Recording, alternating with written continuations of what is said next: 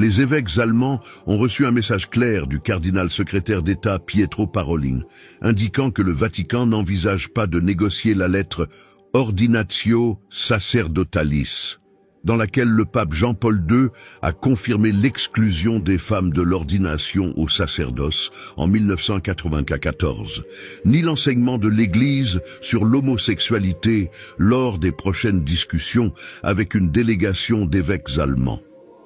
Dans une lettre adressée à la secrétaire générale des évêques allemands, Parolin précise la procédure et le contenu d'un dialogue germano-romain sur la voie synodale.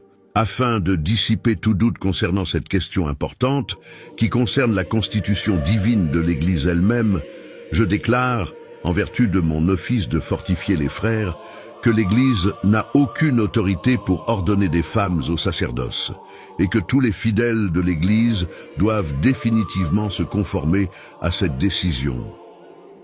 Le pape François a explicitement réaffirmé à plusieurs reprises la déclaration de Saint Jean-Paul II.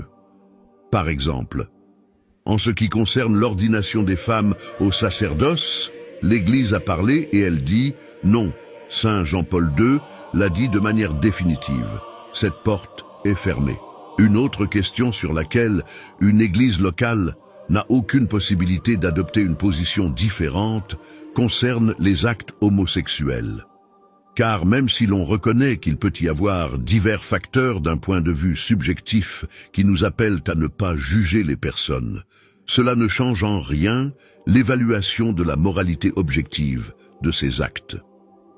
L'enseignement constant de l'Église souligne que l'évaluation morale, objective des relations sexuelles entre personnes du même sexe est précisément et certainement établie.